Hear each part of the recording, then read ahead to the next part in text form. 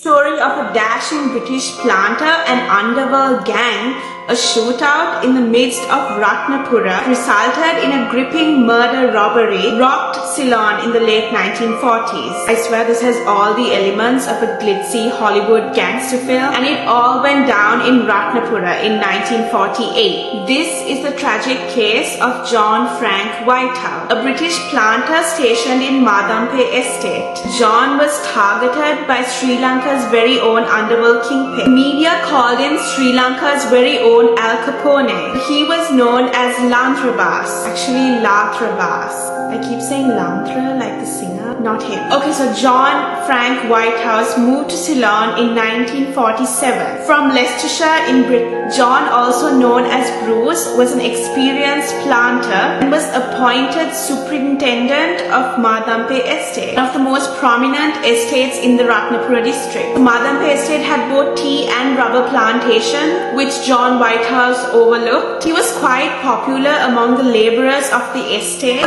He and his wife were known to be good-hearted and generous, and they both soon won the minds and hearts of their staff. John would make it priority that he paid all the labourers and his staff their wages on time. He apparently went to great lengths to make sure that they got what they deserved. In fact, he himself would travel to Colombo on the 9th of every month, so he would be able to pay his staff by the 10th. He and his wife would collect their wages themselves from the National and Greenlays Bank to ensure no delays. Every month he would return to Madampe Estate flashing his bags of cash. After his trips to Colombo, that would catch the attention of one of the most notorious gangsters at the time. I mean, at this point in time, it was apparently very common for gangsters wait for people at strategic points of the road in order to loot them. I mean, the man should have been a little more discreet. Everyone back then knows the locals hid large sums of money in their undergarments. He clearly didn't get the memo. So unknown to Whitehouse, his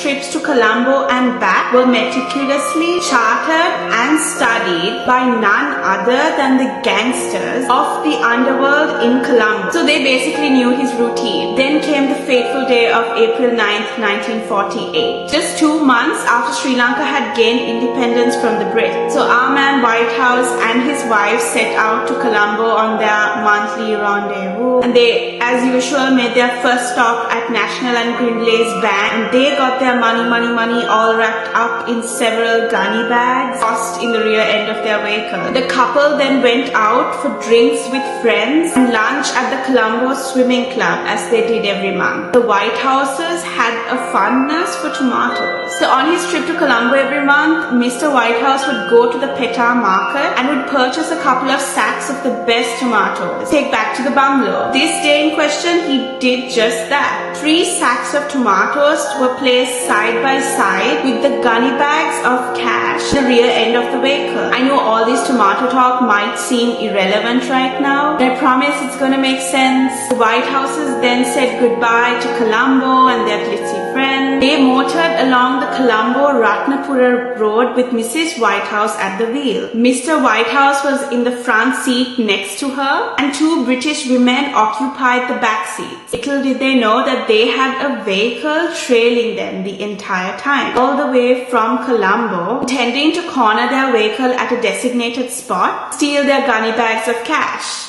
Brace yourselves for the best live action down the track movie set in the Colombo-Ratnapura road. Unaware that they were being followed, the Whitehouses just drove on 4 kilometers down Ratnapura on the A4 road close to the Palm Garden Estate at exactly 11:30. A sharp curve near the old bridge in the Ratnapura road, a vehicle suddenly overtook theirs and blocked the road. Mrs. Whitehouse slammed on the brakes. Mr. Whitehouse urged her to keep driving. A man approaches from the left side of the vehicle, leaned against it and brandished a revolver. The notorious underworld kingpin Lathrabas, along with two other goons, fully armed and masked, thrust a gun in Mr. Whitehouse's face, demanding for the cash. Whitehouse then reaches for his own revolver. He put up quite a struggle, attempt to wrestle with these thugs. Sadly, it was 3 against 1. They shot Mr. Whitehouse at point blank range, and while his horrified wife watched on, goons opened the boot and took 4 bags of cash, making a quick getaway. Mrs. Whitehouse immediately started the car and drove off. As their car passed the stationary car, Mr. Whitehouse, though injured by the gunshot, turned around and started firing at the other car through the rear window. As he fired, his strength began to fail. One of the 2 women in the back seat had to hold his arm up so he could finish firing. Gangsters in turn fired a whole volley of shots at the departing car. They struck the back of the car. If there wasn't luggage in the boot, the women in the back seat would have been seriously injured. Also remember the tomatoes. The goons had accidentally taken 2 bags of tomatoes along with 2 bags of cash, leaving the rest of the bags in the vehicle. Meanwhile, Mrs. Whitehouse, still driving, was cradling her wounded husband in her lap. He drove all the way to the Palm Garden Estate factory. Sadly, though they attempted to get medical attention upon arrival, they were too late. Mr. Whitehouse passed away shortly after. The police were immediately informed and wasted no time in arriving at the scene. Following morning, almost every newspaper carried the lead story of the Whitehouse murder. So far, the police had not made any connection. Headlines the next morning read, Superintendent of Madampa Estate, Ratnapura, shot by a gangster while conveying 35,000 rupees of laborers' wage money.